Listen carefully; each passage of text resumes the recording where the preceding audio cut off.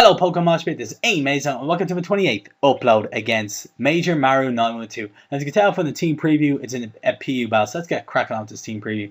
Now as you can, looking at our teams, obviously you're not really using a lot of top tier threats in PU. Obviously Electro that he's using is obviously one of the threats. I use Electro a lot because it's such a bit of a beast.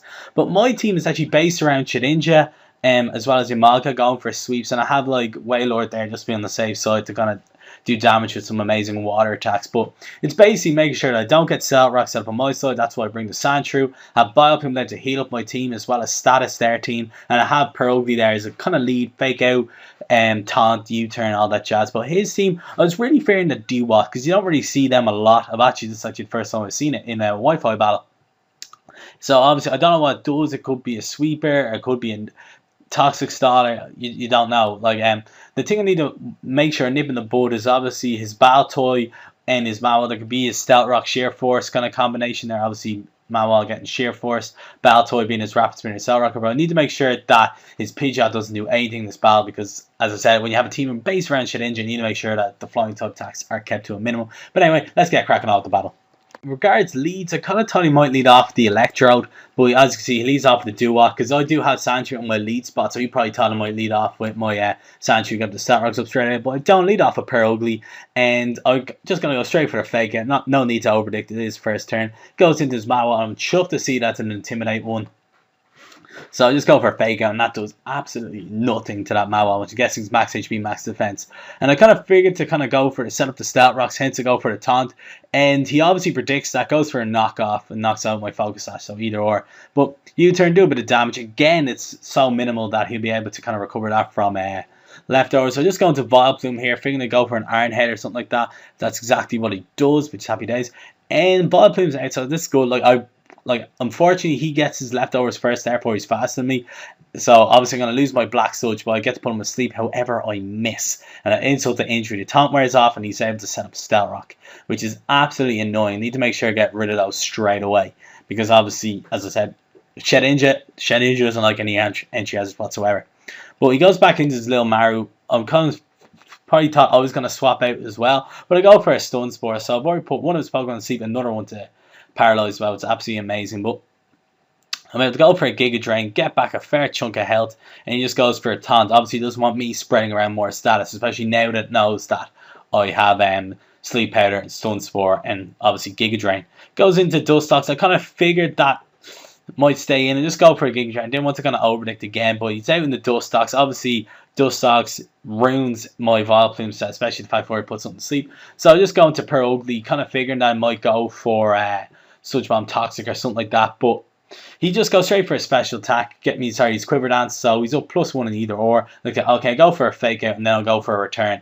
But I completely forgot about Shield Dust. It blocks the secondary effects of moves, as in fake out always flinches, therefore if you do it on Dustox it doesn't flinch, and unfortunately it is my Pierogi, which is a bit Marcus spent. But I go into Sandshrew, and I go into Sandshrew for one reason and one reason only: to rapid spin away the Stealth Rock. And I go, come on Sandshrew, you can take a Bug Buzz. And I do a 53 HP. I was like, yes, able to rapid spin away those Stealth Rocks. And obviously he predicts me to go into my Dustox here, so it goes into the Pidgeot, which is obviously what I'm going to do, because I kind of want to keep Sandshrew alive just so I can maybe set the Stealth Rocks up later. But goes for a Brave Bird on my Shedinja. The reason why I stayed in is because I wanted to burn that Pidgeot, because I didn't know if it was Banded or Specs, and I wanted to make sure that it's crippled.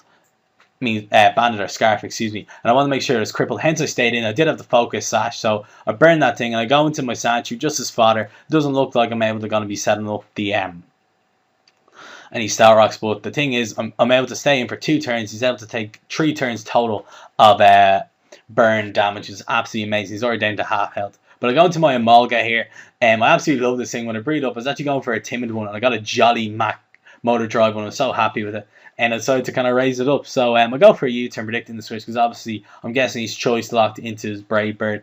I'm able to get a fair whack of damage onto the Baltoy, and I'm able to go free switch into a Wailord. And all he has is his D-Watt to take this timid max special attack Scarf water spell, and takes it quite well, to be perfectly honest.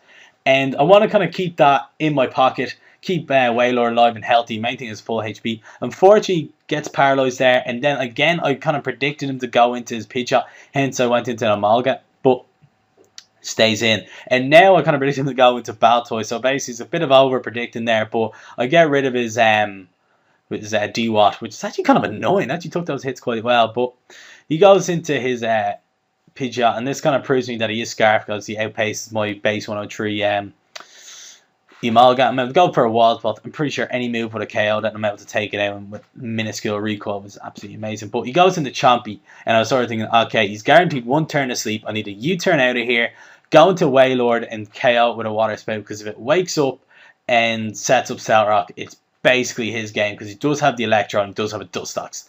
So obviously there's the first turn guaranteed team sleep. I'll say, great, I'm going to go for a Water Spout, and he actually wakes up, goes for a Sucker Punch. And you're probably thinking, why didn't you just set up the Stout Rocks? Because as you can see, if I had the full power Water Spout, would have easily taken out the Mawile. So he lives with Slither of HP. I lost a bit of HP, hence the Water Spout didn't KO. And it's just going for Sucker Punches. Therefore, my Water Spout's not doing as lot. But I'm able to take out his Mawile. I'm able to take out the Stout Rocker, which is absolutely huge. He goes into his Great Ball. And him actually predicting my switch into Emolga goes for the Hidden Power Ice. Obviously, Shedinja dodges any move that doesn't hit it super effectively, so it's basically a free swap.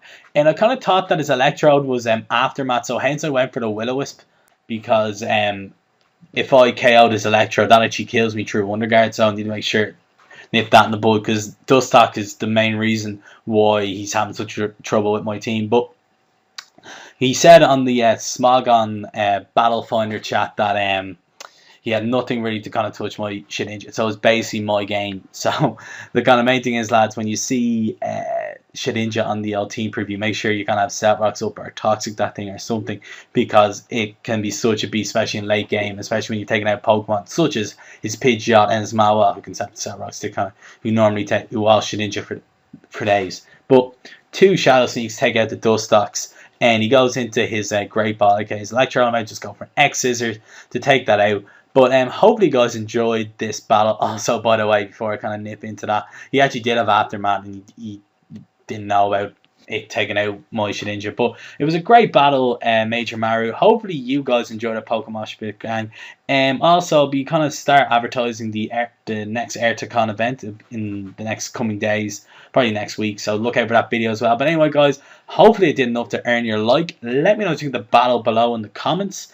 And I always like reading your comments as well as give me like. If you want to see more from your favorite breeder, my link will be below. Check that out. But anyway, guys, I'm out here. Thank you for choosing to watch my amazing video. Anyway, guys, and hope you all enjoy the rest of your day. Bye bye.